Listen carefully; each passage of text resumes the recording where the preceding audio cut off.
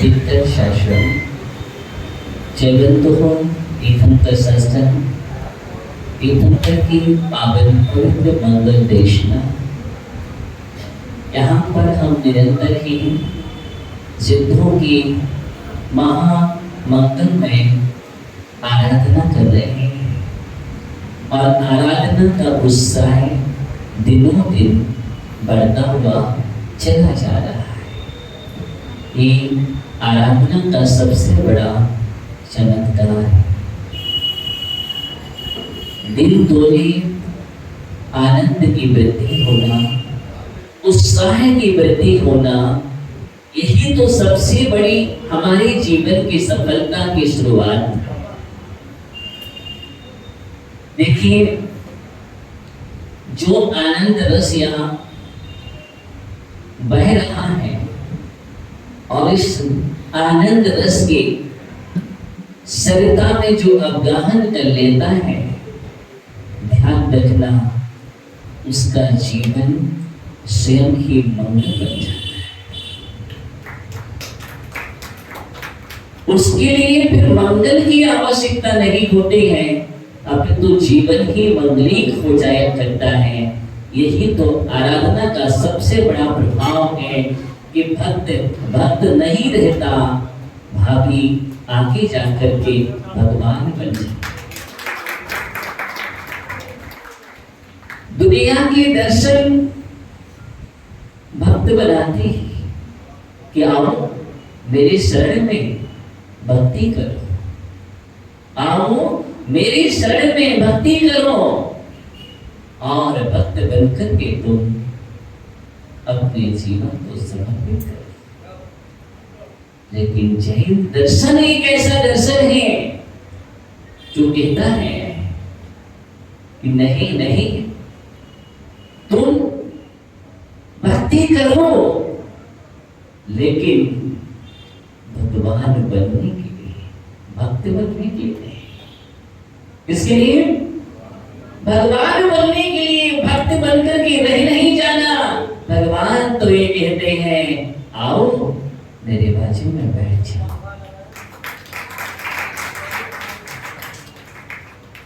वो कहते हैं हमें अच्छा नहीं लग रहा है, आप लोग वहां बैठे, अच्छा नहीं लग रहा है कि आप इस प्रकार बैठे हो, ये रंग बिरंगे दिखाई दे रहे हैं। वो तो कहते हैं बस सब एक साथ धवल प्रणाम के साथ विराजमान हो जाओ, अपनी स्वच्छ अंतर आत्मा के साथ परमात्मा बनकर के विराजमान हो जाओ। ये भावना किसकी है? आपकी है? राजेश भाई, किसकी भावना है? ज्ञानी? ओहो, ये भगवान की भावना है। विजय भैया, ज्ञानी, सौदर मित्र, ये भगवान की भावना है। और जिस भगवान की भावना को समझ लेता है, डॉक्टर कमलेश जी, इनके साथ जुड़ा है बसंत। इसलिए जब ये खड़े होते ना, यहाँ बसंत ही बसंत हो जाता है,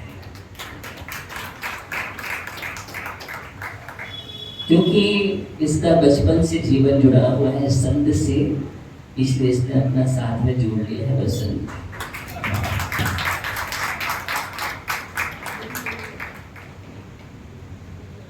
मैं बतला रहा हूँ भगवान की भावना। किसकी भावना? अभी आपने सुनी मेरी भावना, बारे भावना, वैराग्य भावना, अपनी अपनी भावना, लेकिन अभी तक भगवान की भावना। तो महाराज क्या बात कर रहे हैं? हाँ, मैं जो कह रहा हूं अशोक जी पटनी, ये भगवान की भावना और ये भक्ति करते करते सिद्धों की आराधना के साथ जिस दिन ज्ञानी तूने भगवान की भावना को समझ लिया, पतंजलि जी बिना केस रुच करे मुनि बनकर के बैठ जाते।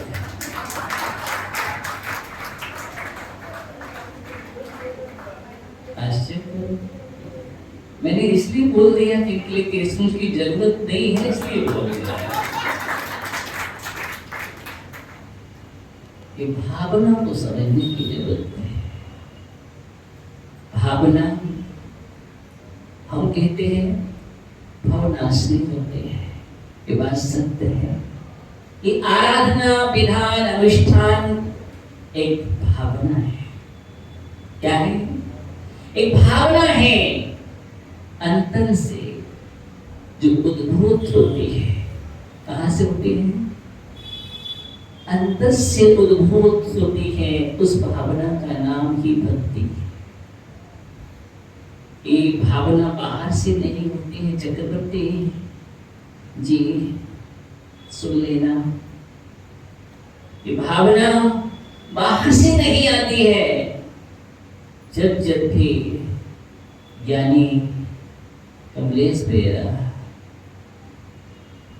कितना भी कोई बाहर से कहेगा, भावना तो ओढ़ा नहीं जाता, भावना तो ओढ़ा नहीं जाता, अरे भावना को अंदर से जोड़ा जाता है।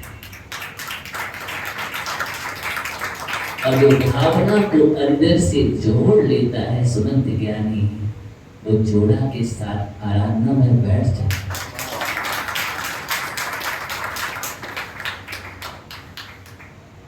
भावना जीवन में बहुत जरूरी है और इतनी सुंदर भावनाएं चल रही है यहाँ पर। आपको ऐसा लग रहा है सिद्धि चक्र विधान निकल रहा हूं, महसूस हो रहा है? अच्छा ये बतलाओ, आपको मजा आ रहा है कि नहीं? मना कर रहे नहीं, किसी को मजा नहीं आ रहा है। पंडित जी बिल्कुल मजा नहीं आ रहा है, किसी को मजा नहीं आ रहा है और आना भी नहीं चाहिए। अरे जो मजा होता है वो उसका जीवन कभी मजा नहीं। मजा में मजा कहा जिसका जीवन भक्ति से सजा है। क्या है? जिसका जीवन भक्ति से सजा है उसी के जीवन में मजा मजा मजा आनंद बरस रहा है ना। सुबह भी आनंद और संध्या में भी आनंद, आनंद ही आनंद सज्जन में टपक रहा है ना। आनंद की बरसात हो रही है भागलपुर में। किसकी? और जहां आनंद की बरसात होती है भागलपुर उसका नाम है, जहां पर भाग भाग भी बरसता है। क्या बरसता है छोटू भैया? यानी क्या बरसता है यहाँ पर? धीरज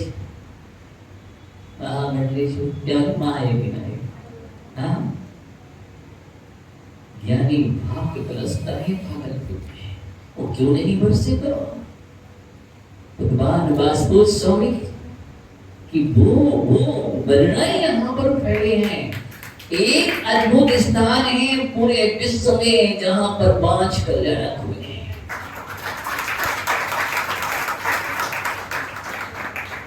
अन्यत्र वो ऐसा स्थान नहीं मिलेगा। एकमात्र स्थान है, उस स्थान का नाम ही तो चंपापुर भागलपुर है, जहां से लोगों के भाग जगते हैं। कमल लिया ज्ञानी कुबेर क्या जगते हैं? भाग जगते हैं। तो बुद्धिशाली है जो आज सिद्ध जगत विधान में कुबेर बनकर के बैठ गया। बिल्कुल पूरा खजाना खोल करके रखना। राजीव भैया, मैंने इसलिए खजाना खोल करके रखना, बंद नहीं रखना, क्योंकि बंद रखोगे तो गड़बड़ हो जाएगा। बंद रखने से जो आनंद लौट जाएगा। जब भाग्य जगता है ज्ञानी और भाग्य अच्छा होता है तो जीवन में भाग भाग करके आता है। क्या भाग जब धरता है तो भाग भाग करके आता है, उसी का नाम भाग्य है। जो लक्ष्मी संपदा भाग भाग करके आ जाती है, और जब भाग्य नहीं होता है तो आकर के भी भाग जाती है, आकर के भी भाग जाती है।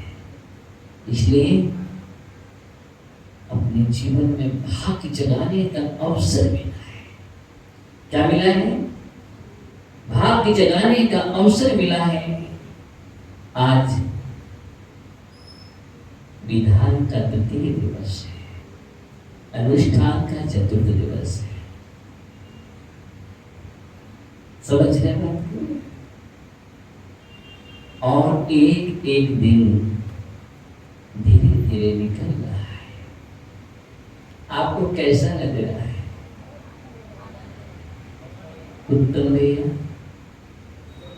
उत्तम लग रहा है कि नहीं?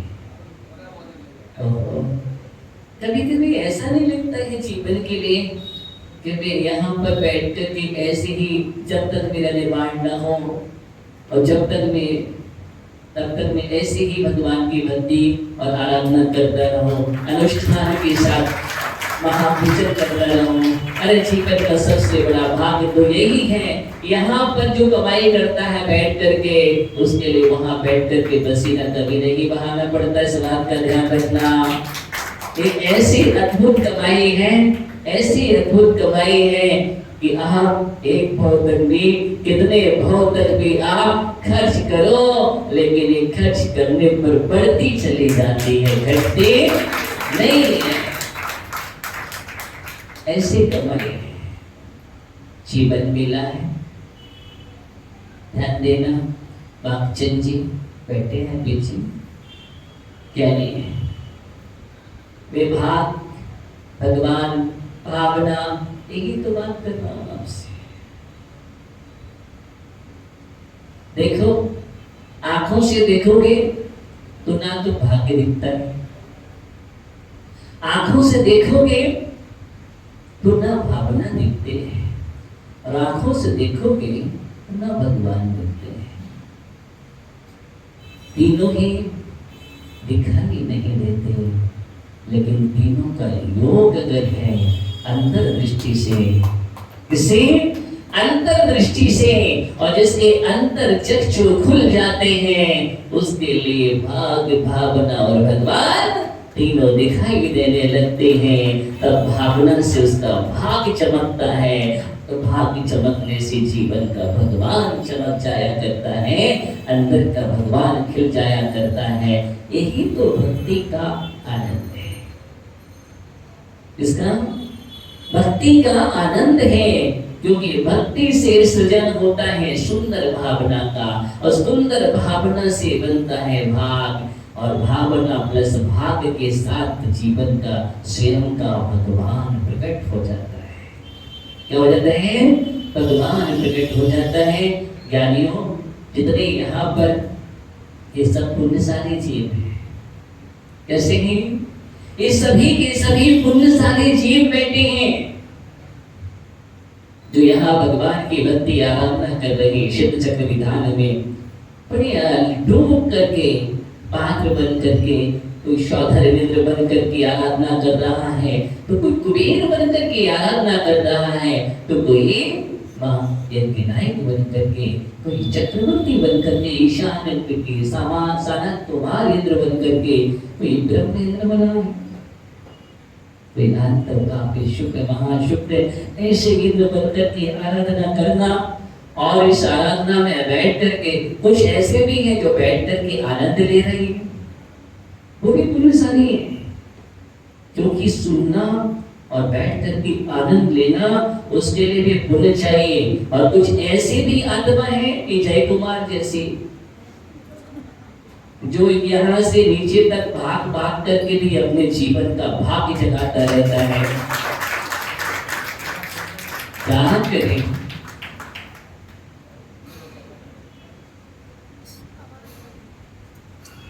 मैं क्या कह रहा हूँ? इस सब पुण्यशाली आत्माओं की गिनती गिना रहा था मैं, तो इस सब पुण्यशाली आत्मा है। तो आज मैं उसी की बात कर रहा हूँ। जीवन को समझने की जरूरत है। हम चलते हैं विषय पर कि हमारे जीवन में कौन सी भावना होना चाहिए। भगवान की भावना को समझ रहे हैं। किसको समझ रहे हैं? भगवान की भावना को। सुगत का है क्या? नहीं, सुगत पढ़ जाते। अच्छा, खड़ा हुआ है ज्ञानी, ये भी ज्ञानी है। और अच्छा, इसके अंदर एकदम रुचि और समर्पण के साथ कर रहा है। इस अनुष्ठान के सब हिस्से हैं और ये सब अपने जीवन में पुण्य लूट रहे हैं। क्या कर रहे हैं? सब पुण्य लूट रहे हैं। कोई किसी के माध्यम से, कोई किसी के माध्यम से। कुछ वहां पर भी खड़े हैं जो आपका इंतजार कर रहे हैं। आओ, वेलकम, आइए। समझ रहे ना? हाँ, तो आपको यहाँ भक्ति का पावर देते हैं और वहां पर एक दूसरा पावर देते हैं ताकि आप बैठे। ऐसे बहुत सारे जीव हैं, उनके लिए मैं मंगल आशीर्वाद देता हूँ सभी के लिए। तो मैं बात कर रहा हूँ, कुरल काव्य की चर्चा करने जा रहा था मैं आपसे कि शब्द ध्रुव वल्लभ आचार्य हुए हैं और जिनका नाम तमिल में बहुत अच्छी से लिया जाता है। उन्होंने एक ऐसा ग्रंथ लिखा है जिसका नाम कुरल काव्य है। कौन सा ग्रंथ है? कुरल काव्य ग्रंथ है। दुनिया का, विश्व का सबसे बड़ा नीति ग्रंथ है। क्या? विश्व का सबसे बड़ा नीति शास्त्र अगर कोई है उसका नाम कुरल काव्य। याद रख लेना, कभी काम भी आएगा। कौन सा ग्रंथ है? कुरल काव्य। तमिल में उसको तमिल वेद के नाम से जाना जाता है। इसे तमिल वेद, वो तमिल का वेद ग्रंथ है। ऐसे ऐसी नीतियां उसके अंदर है। कैसे संचालन करना चाहिए जीवन का, कैसे राज्य का संचालन होना चाहिए, कैसे समाज का संचालन होना चाहिए, कैसे परिवार का संचालन होना चाहिए, हर प्रकार की नीतियों से भरा हुआ ग्रंथ का नाम कुरल काव्य है। वहां पर एक बात लिखी हुई है और इतनी कि देखो, जब हमारी गांठ से 2 पैसे गिर जाते, समझना, हमारी गांठ से 2 पैसे गुम जाते हैं तो हमें कितनी तकलीफ होती है। तो हमें कितनी तकलीफ होती है, कितना दुख और कितनी वेदनाएं होती है जीवन में। शशांक यानी सुनना है ना? कितना हम कष्ट होता है जीवन में। इससे होता है सिद्धार्थ, गुम जाने से। क्या गुम जाने से? गांठ के 2 पैसे गुम जाने से दुख होता है। और वही जब आप भक्ति और आनंद लुटाने के लिए अपने पैसे को लुटाते हैं तो दुख क्या होता है? क्या होता है? ओहो, आनंद, आनंद आता है, आनंद आता है। वहां पर बात ये चल रही है कि जैसे गांठ से 2 पैसे जब गुम जाए तो कितना दुख दर्द होता है, और अगर जीवन के लिए करोड़ों भी लगा दे आनंद के लिए तो तकलीफ नहीं होती है। ये तो ज्ञानी की पहचान है। इसकी पहचान है, ये ज्ञानी की पहचान है। लेकिन बात भी दूसरी कर रहा था। वहां पर ये लिखा है कि गांठ से 2 पैसे गुम जाए तो तकलीफ होती है, इसको दुख होता है, लेकिन इसका जीवन धन लुट रहा है, इसको कोई तकलीफ नहीं। क्या लिखा है? जीवन का धन निरंतर लुट रहा है, लेकिन इसको कोई तकलीफ नहीं है, कोई सोच नहीं है, कोई विचार नहीं है कि जीवन कितना बहुमूल्य है। क्या? जीवन कितना बहुमूल्य है। जीवन धन की कीमत जिसने कर ली उसके जीवन में भौतिक धन की कोई कीमत नहीं होती है। जीवन धन की कीमत करने वाले के पीछे हाथ जोड़ करके आगे और पीछे ये भौतिक धन चलता है, दौड़ता है, भागता है, लेकिन फिर भी जीवन धन की कीमत करने वाला जीव मुड़ करके भी नहीं देखता है। ध्यान रखना, मैं उसी की बात करने जा रहा हूँ कि सबसे ज्यादा अगर कोई कीमती है उसका नाम जीवन धन है। कौन सा है? जीवन धन है। अगर इस बात को हमने समझ लिया तो शायद हम सबको समझ लेंगे। जीवन मिला है, मिला है जागने के लिए। इसके लिए जागने के लिए। एक व्यक्ति भयानक जंगल में भटक गया, इसमें भयानक जंगल में भटक गया हो, और भटकने के बाद जब उसने देखा उसको कहीं रास्ता नजर नहीं आ रहा है। यानी उसको रास्ता नजर नहीं आ रहा। अनिल भैया, संजय भैया, दूर से देखा चारों ओर वृक्ष तो है लेकिन हरियाली नहीं है, सूखे सूखे वृक्ष। घनघोर जंगल हो और सूखे सूखे वृक्ष हो तो आपको कैसा लगेगा? ओहो, बहुत दूर दृष्टि फैलाई विशाल भैया। जब दृष्टि फैलाई तो देखा कि बहुत दूर जाकर के हरा वृक्ष दिखाई देगा। कौन सा वृक्ष? हरा वृक्ष दिखाई दिया। वो धीरे धीरे हिम्मत करके पहुंचा उस वृक्ष के पास।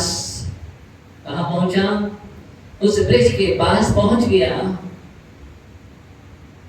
और थोड़ी सी शांति की सांस ली कि चलो कहीं तो छाया भी नहीं है।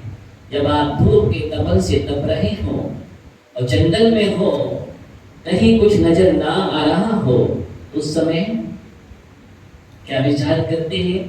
कहीं तो छांव मिल जाए। क्या मिल जाए? कहीं तो छांव मिल जाए। यानी छांव की तलाश करते हैं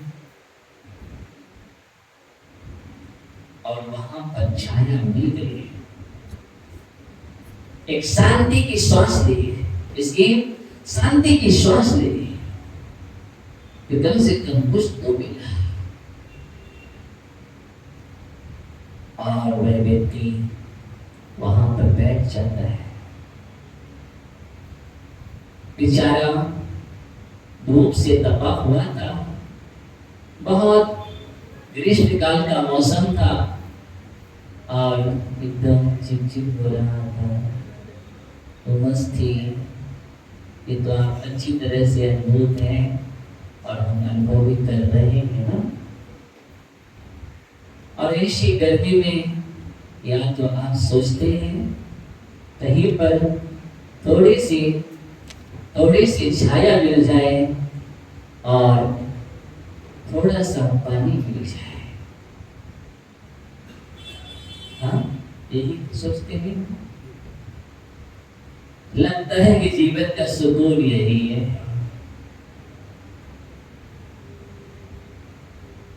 अगर एक पंखे अभी बंद कर दिए जाए तो कैसा लगेगा आपको?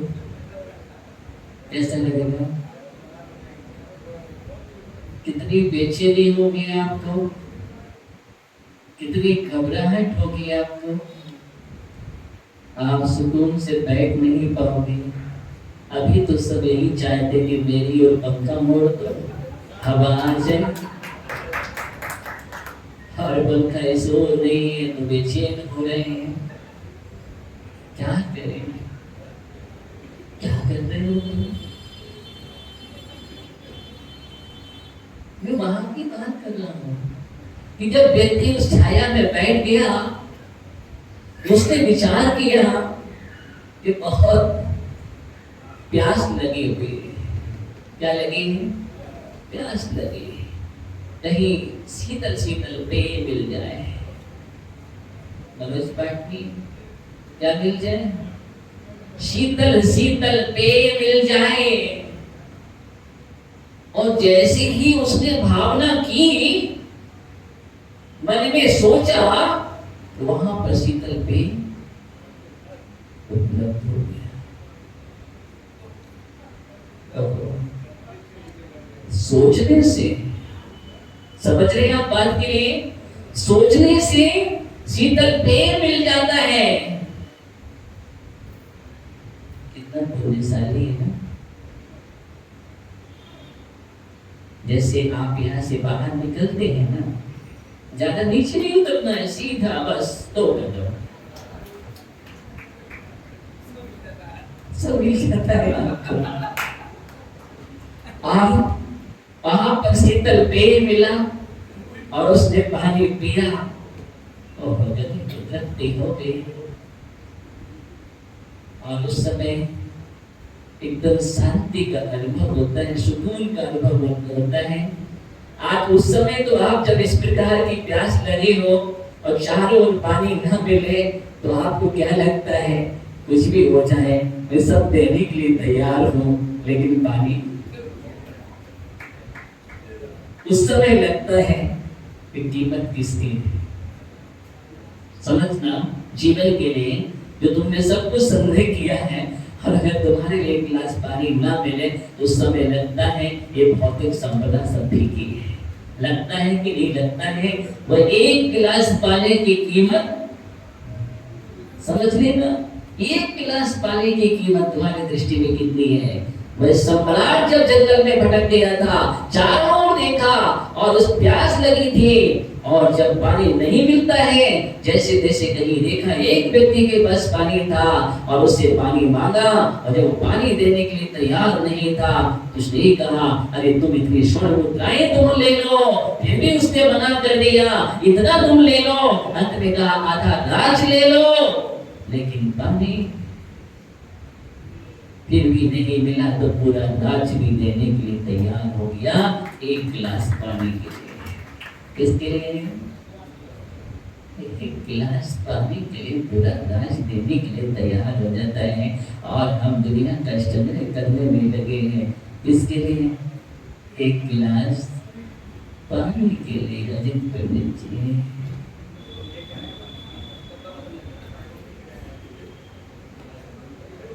शीतलता का अनुभव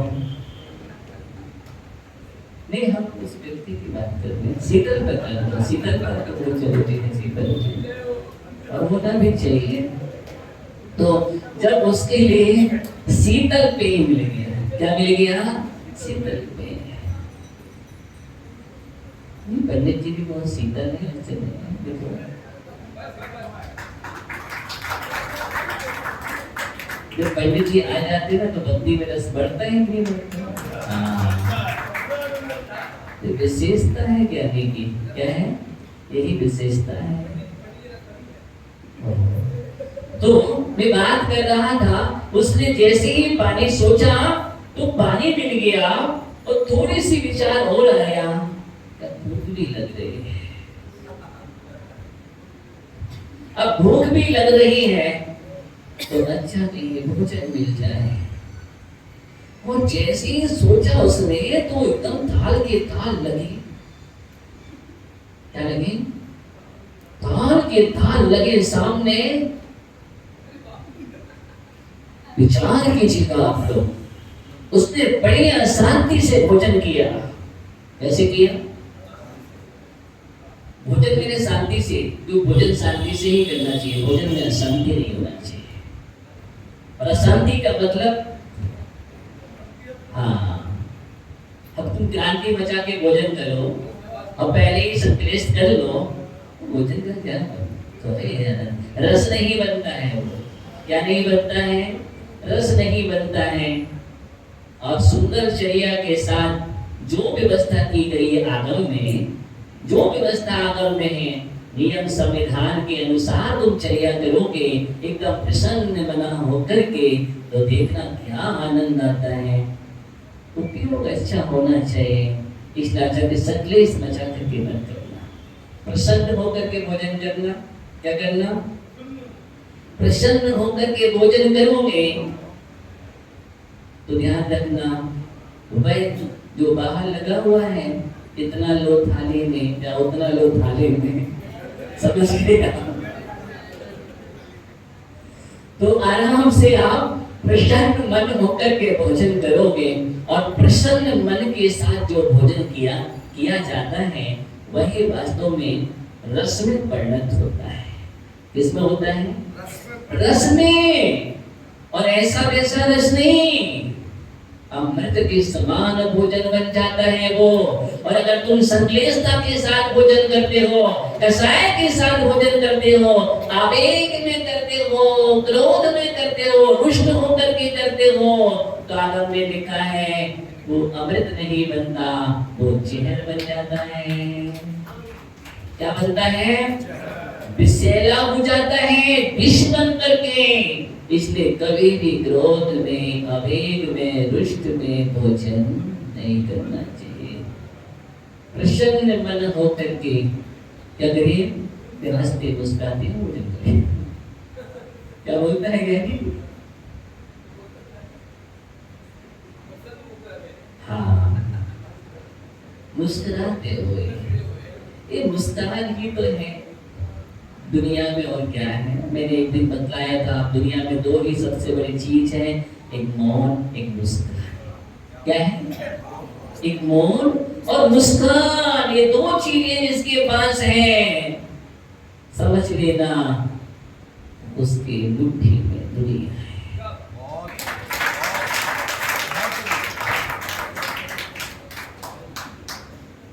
मुस्कान सबको खींचती है। हाँ, सबसे बड़ी चुंबकीय शक्ति अगर कोई है तो मुस्कान है।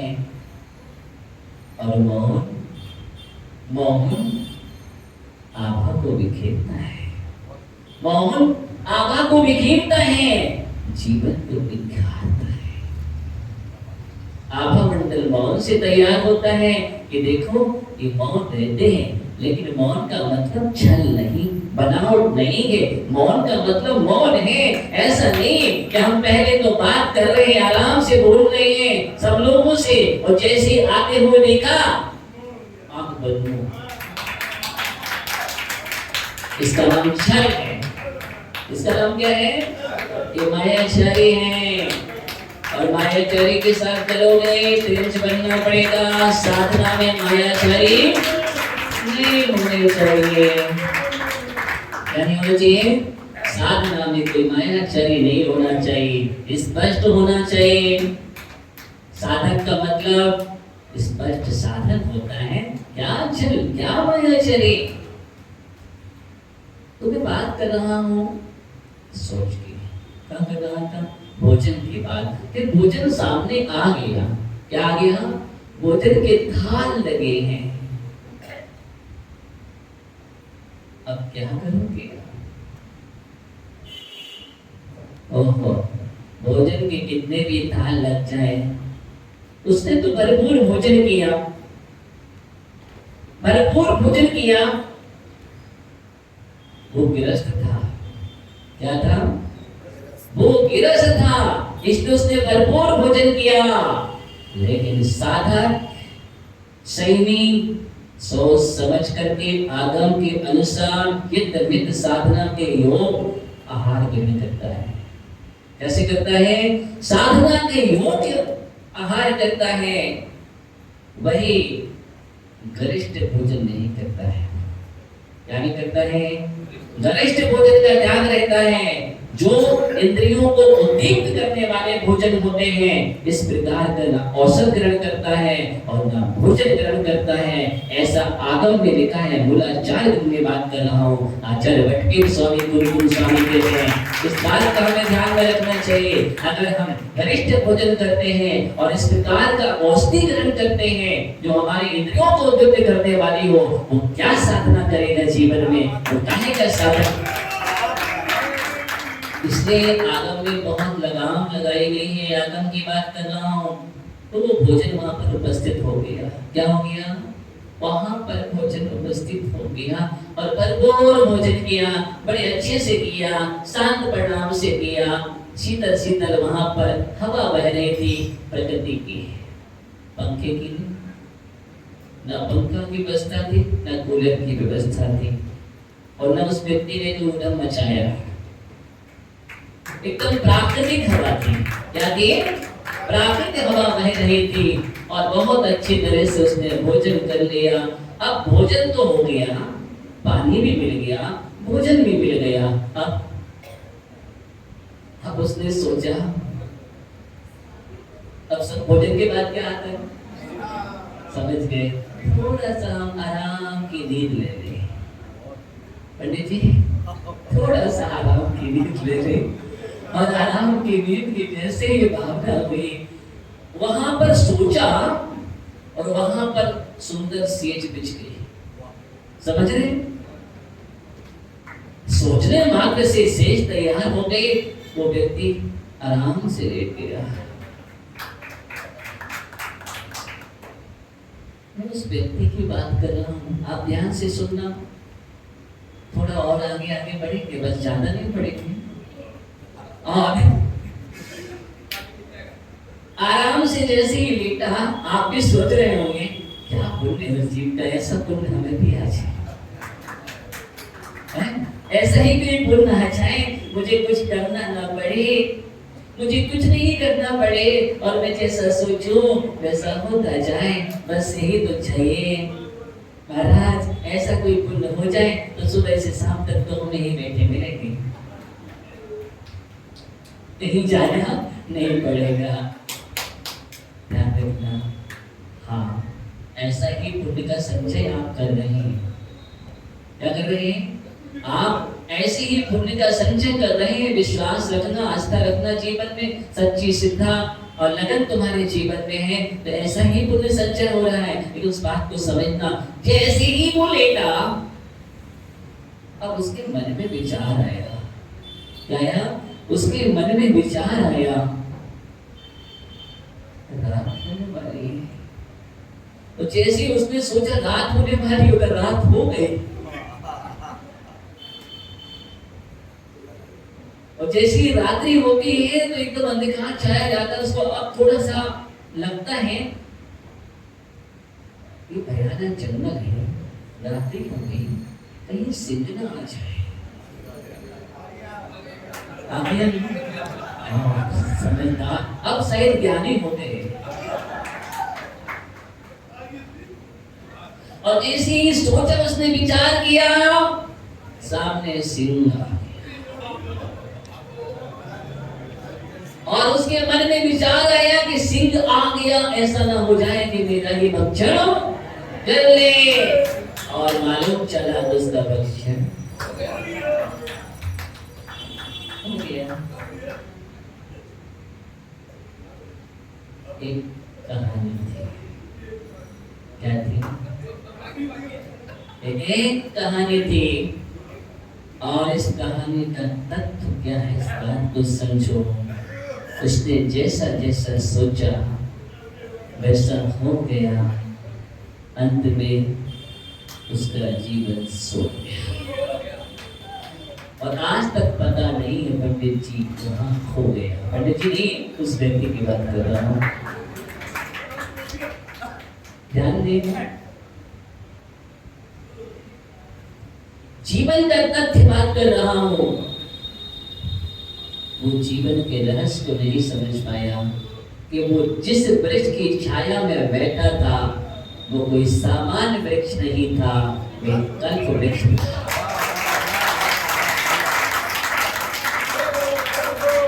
क्या था? वो एक कल्प वृक्ष था और कल्प वृक्ष की मिला था उसके जीवन के लिए, लेकिन उसने किसमें निकाल दिया जीवन। मैं इस तथ्य की समझा रहा हूँ। उसने पानी में, भोजन में, सोने में निकाल दिया। किसमें निकाल दिया? पानी में, भोजन में और सोने में। सोने में नहीं,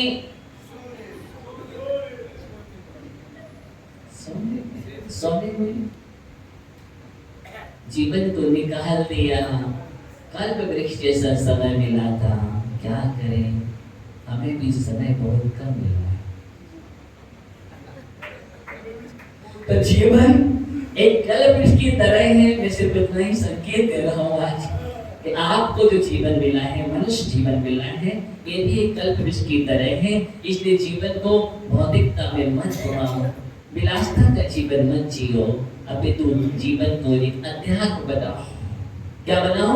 जीवन को अध्यात्म बनाओ, सोच अच्छी करो। कल्प वृक्ष मिला है तो हमारे जीवन में हमें क्या क्या करना है जीवन का, कल्प वृक्ष का उपयोग करो, सदुपयोग करो।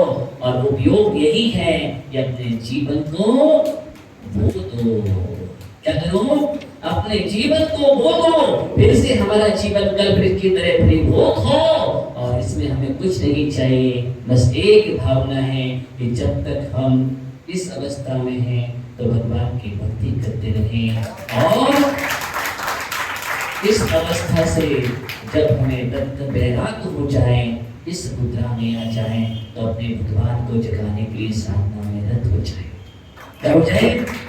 अपने भगवान को जगाने के लिए साधना में लीन हो जाए। जीवन का उद्देश्य ही है भक्त बन करके भगवान बनने की यात्रा हमें जीवन में करना है। बस यही मैं समझा रहा था आपके लिए। उड़लकाप में यही कहा था कि हम जीवन जो धन है वो भी घुमा जा रहा है, उस पर थोड़ा विचार करो। क्या करो? उस पर विचार करो। इसी भावना के साथ हम भक्ति में आगे बढ़ते हैं। और आज फिर हम 32 गुणों के माध्यम से भगवान की भक्ति करेंगे और लक्ष्य बना करके चलेंगे। जीवन एक कल्प वृक्ष है, इसका चिंतन जरूर करना, कल मुझे बतला देना। इसी भावना के साथ ओम नमः